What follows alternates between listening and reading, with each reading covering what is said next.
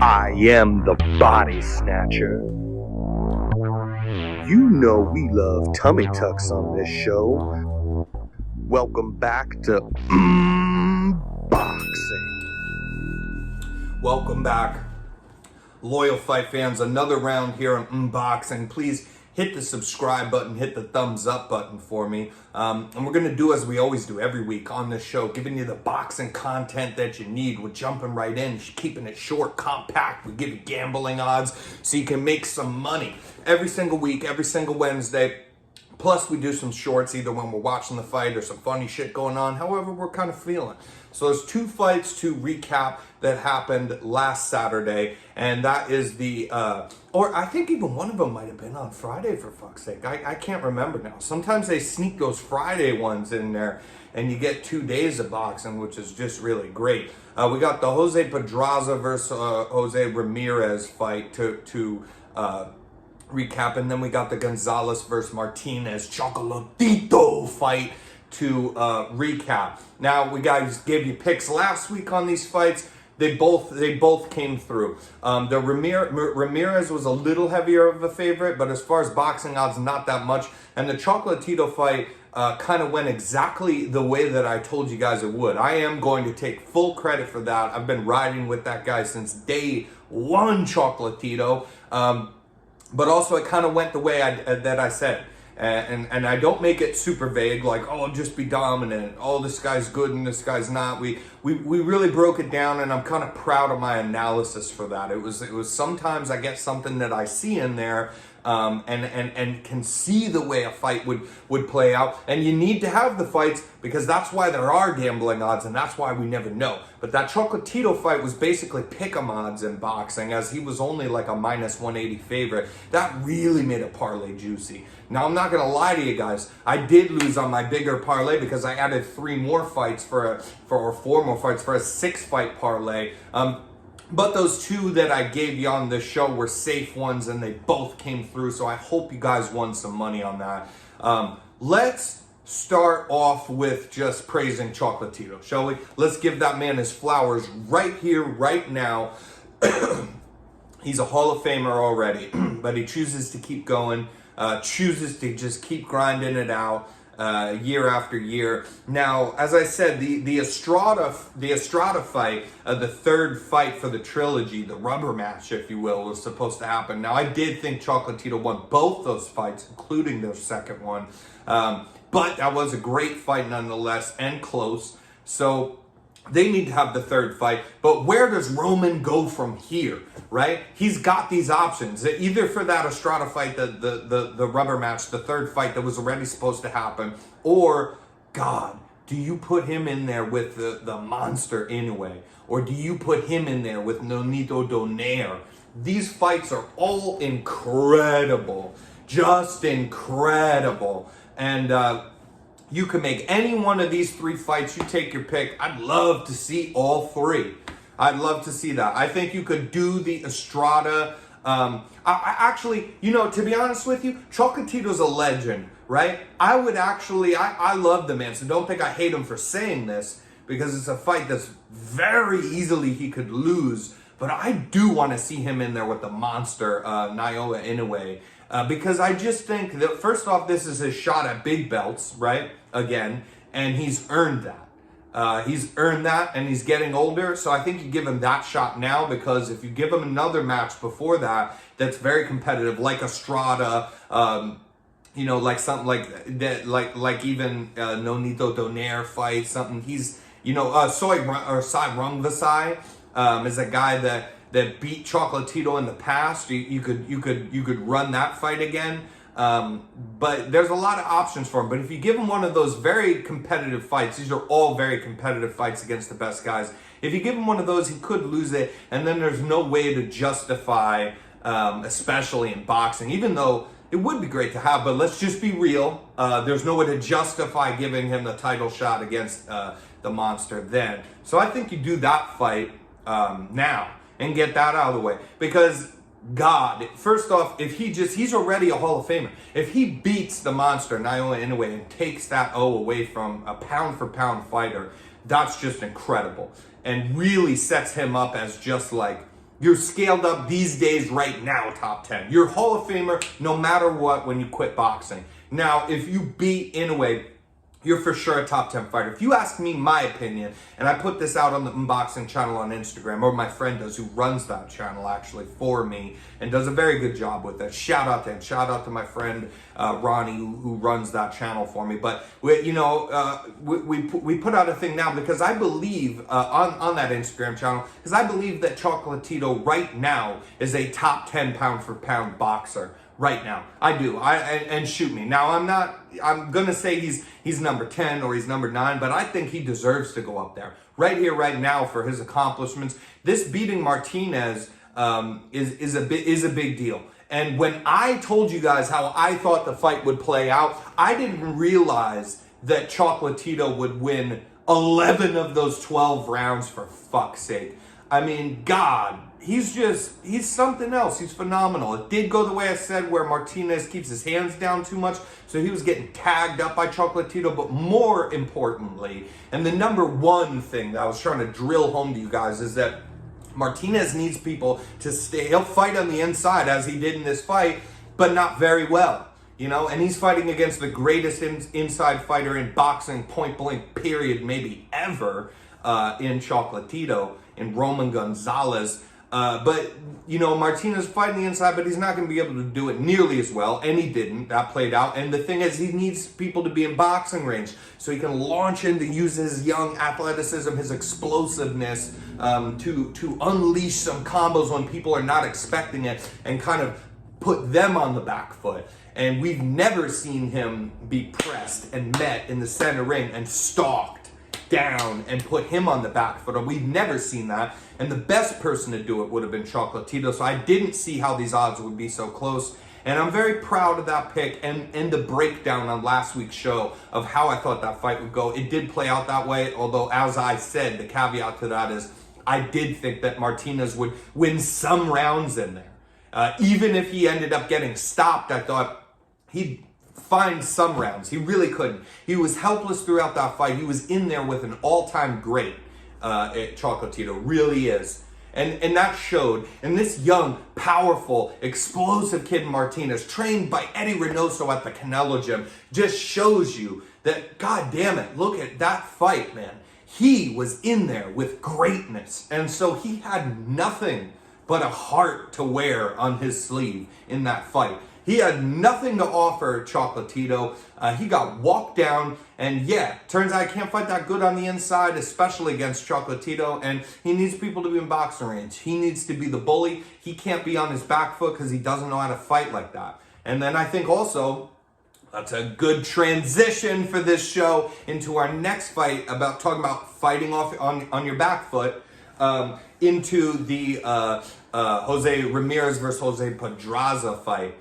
And this is what I wanted to say. Credit to Ramirez. We picked him to win. He did win. This fight did go more even along the lines of how I thought that it would, because I told you guys the sniper Pedraza is nothing to play with. And if you're a real boxing fan, listen, I like MMA too, but if you're saying you're a real boxing fan like I am, everybody, it's beautiful. Everybody gets to pick something they like. You can like a guy who walks people down. You can like a Mike Tyson. You can like a guy who hits hard.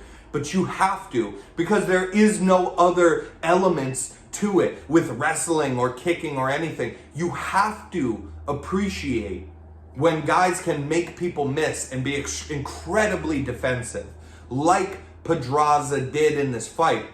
He lost the fight for sure. He lost the fight on my scorecards, but I did give him 4 rounds out of this fight. So I think when people watch this fight, they might come away with an impression that, you know, Jose Ramirez just beat this guy up. He couldn't really touch him that well. He clipped him a couple good times on his chin throughout this whole fight of 25, 26 minutes that this fight went, or longer. What is it? If it's 12 rounds, it's like half an hour or something. He touched his chin good like twice. And he was able to rip him to the body a couple of times as well. But his combinations that he was able to land cleanly on Pedraza were very few and far in between. Although his stalking pressure, the jab to the gloves, even missing something but being so sticky white on rice, to Pedraza at all times, made it so that Pedraza couldn't counter him very well, so credit to him, and that's how he won this fight. He was the bigger man in the ring that night, and he definitely used that in those first opening rounds. But fighting off the back foot, Pedraza knows how to do that with the best. He's very good at it. He can fight off the back foot, and he likes to. He likes to let guys tire themselves out. And then also within making them miss, letting them tire themselves out, he likes to analyze them and see what they're going to throw. And give up a few rounds, honestly, in the first rounds of the fight. But always be defensively sound. And don't get tagged yourself. But to kind of give up losing those rounds closely enough by not being super active, because he's taking in information and he's analyzing what punches do they like to throw. If they throw this dangerous shot, what do they like to follow it up with? And then he learns when his windows are to counter, because it's great to have timing, but if you're in there with a bigger guy and a bully guy like Ramirez is, you want to be careful. So you can't just jab him to death. Ramirez is good enough. He's a very good boxer himself. So even though his style is to stalk, walk down, punish, he's certainly well-rounded enough to get his damn head off the center line. So you can't just jab the man to death and use your timing. You gotta find out when you can land good counter shots, and Pedraza was able to do that a bit. Controversial that I think a lot of people, if you know what you're talking about at all, you give him 3 rounds for sure. He won 3 consecutive rounds, and I forget if it was 6, 7, 8, or if it was 7, 8, 9.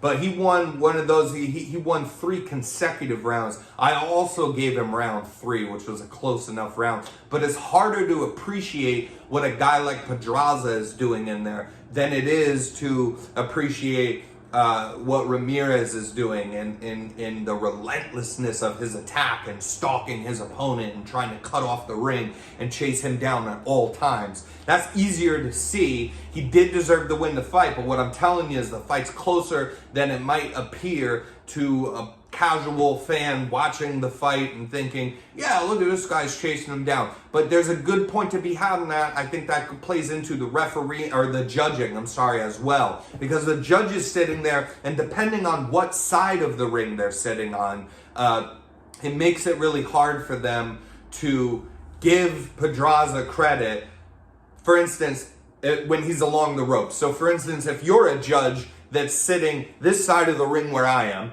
and the ropes that are closest to me, if Pedraza's against there and he's right in front of me with his back to me on the ropes, I can clearly more see that he's making Ramirez miss a lot of his shots, most of his shots by far, every single time, even when he's along the ropes. But that's because I have a good vision to it. Now, if I'm on the other side and all I can see is Ramirez back, and that he's just unloading shots and constantly trying to take this guy's head off, and I hear a couple of them land, it's easy to just simply look at that and have your mind tell you, I know what I'm seeing here. So that was a good fight. That was a good account that Pedraza made of himself. And I agree with the decision. But I would like to just give credit where credit's due, for Pedraza. That was a good account of himself. I thought that it could have gone a lot worse. I thought he eventually could have later been knocked out or mid-rounds when he's trying to give those rounds up, because Ramirez is fucking relentless in there. And that's for sure. That much we know. Now we're going to move straight ahead, because in this podcast, we're giving you what you want. Let's talk now about the picks for the fights coming up.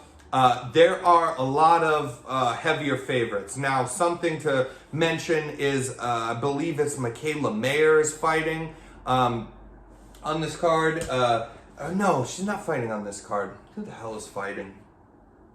Well, I'm dropping the ball on that one. Listen, there's a lot of heavy favorites on this for boxing this weekend. They also have Friday fights, but they're nothing to ride home about. They're nothing that appears to be something so much to look forward to. But we do got a good one on Saturday, and getting closer here to St. Patrick's Day. We got Michael Conlan, the Irishman. He will be taking on Lee Wood, or Leigh Wood, however it's pronounced. It's spelled like Lee, but the Brit.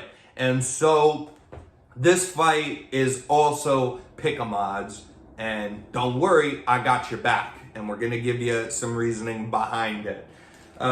So Leigh Wood is coming off of, he had a great performance. An underdog win against Zucan for the belt that he got when he fought Zucan in Eddie Hearn's backyard of his mansion during COVID, and that's where he was putting on fights. It's a great backdrop. His fucking mansion looks like a castle out there. And then they just got this ring and whole ring walk and everything set up right behind it. And you can see the castle lit up with lights in the background. It's quite beautiful. And there was some great performances there. That's where Povetkin fucking, knocked out Dillian White, who is now going to face Tyson Fury. That's where Povetkin knocked him out as a huge underdog before they had their rematch where he lost. But yeah, there was some great fights coming out of Eddie Hearn's backyard there, and this was one of them when Leigh Wood beat Zucan. And he surprised me in it because normally he's not super aggressive like he was in letting off his jab, keeping his jab in Can's face all the time. Zucan couldn't breathe with it. He couldn't adjust to it because it's mentally taxing even when you're not getting hit so hard to have your high guard up with your gloves up and just have somebody tapping on your gloves. It's very mentally taxing on you, and that's what he was doing well. We know that he hit Zucan with about 1,700 uppercuts in that fight as well. Dropped him once, good time from that. Yeah, he was just there to be had with the uppercuts, and that is gonna be some fair play that we're talking about in this Conlan fight. He lets those fucking things go. And it's basically a go-to weapon for him when people are dipping their head down and trying to get their head in his chest. He likes to whip that uppercut in there, and he's very good at it. But I'm more of a Conlan fan. Okay, I mean, you might have seen that coming, right? But I'm more of a Conlan fan. We are gonna pick Conlan to win this fight.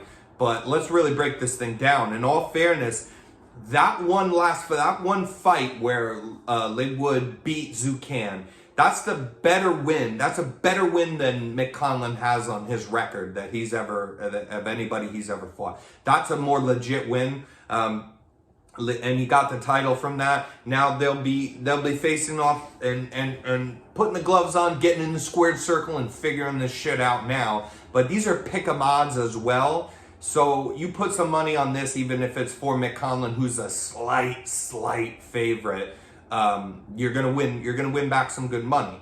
So that's what we're doing here, and we're gonna parlay a few of the favorites from Friday and Saturday's card as well along with that. But this one being a pick-em fight in boxing, this one will really send us home well, parlayed with a couple favorites, and that's what we're gonna try for.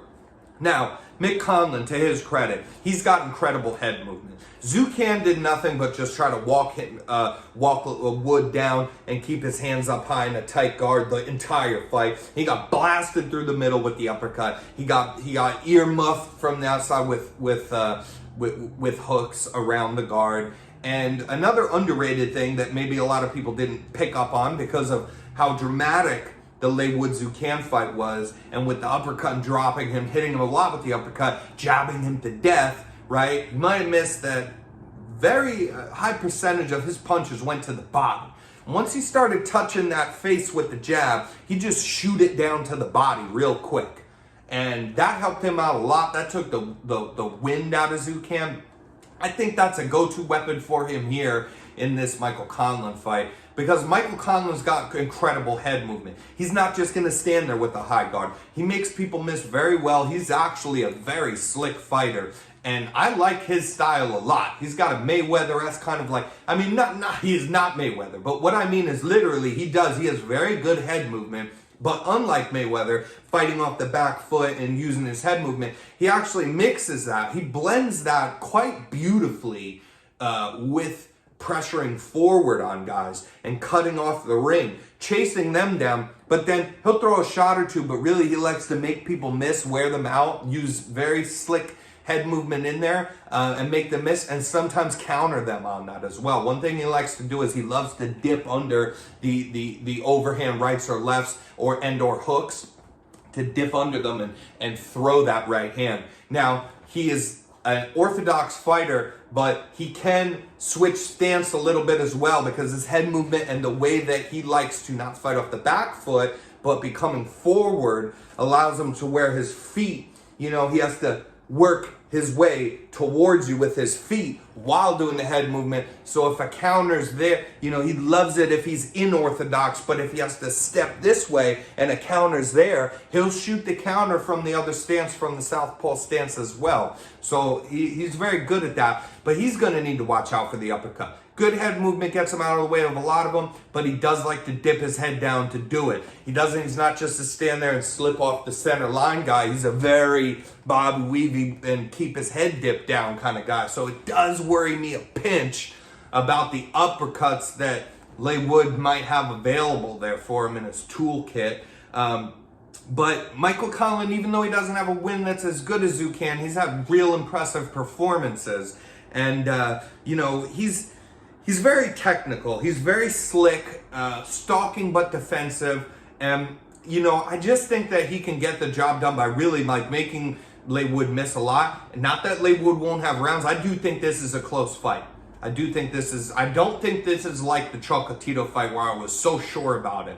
But nonetheless, we're giving you the pick. It's Mick Conlan winning by being incredibly defensively sound, not just fucking standing there with a high guard like Zucan in front of him all night, but working in and out, some inside fighting, and then what he'll do is he can win on the ends. He can get inside on you, Michael Conlan, and he can attack to the body, rip to the head, and then even if he's having success and you're trying to defend it and getting tagged to the body, to the head, he likes to keep his stuff in little spurts, little intervals. So even if he's having success and he finds his way inside and dips under your jabs or your hooks or whatnot, finds his way inside, even if he has success there, it's a 3-punch combo or so, and he gets right back out. Maybe 4 at the most, and he'll step right back out of range.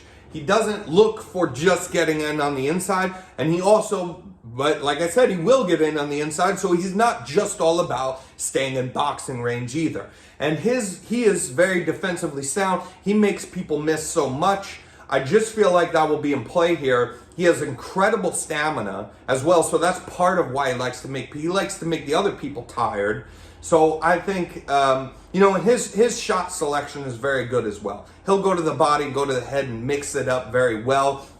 He'll look to the body and dip, hit you to the body, look to the body, dip again, and then come back up top. He has very good punch selection in there. And like I said, he is a quite a good counter puncher as well. Not the best, but he does counter well. But his head movement is A-class. A-class head movement. That'll be in play here for sure.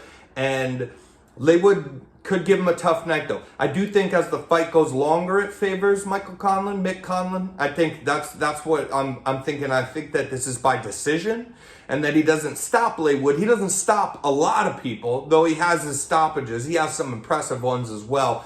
But he doesn't, that's not all what he's about. I think that he wins the rounds here. I think that Leigh Wood and him go to war a little bit in the first couple rounds. And what Mick Conlan likes to do, though, is because he has that stalking kind of intention, he won't, he's not just trying to, wear you out, make you miss, and that's it. He mixes beautifully all his boxing elements. So he's defensively sound, but he stalks. He likes to make you miss and wear you down so he can pick it up later in the fight, but he also understands in the earlier rounds that he doesn't want to just give you the rounds. So he'll try to take as many of those earlier rounds as well. And I think he will, and I think Leigh Wood will take some earlier rounds. And then as I think the fight progresses longer and longer, I think it only looks better for Mick Conlan. Let's go for the Irish on St. Patrick's Day. Good luck on the picks, and we'll see you next time.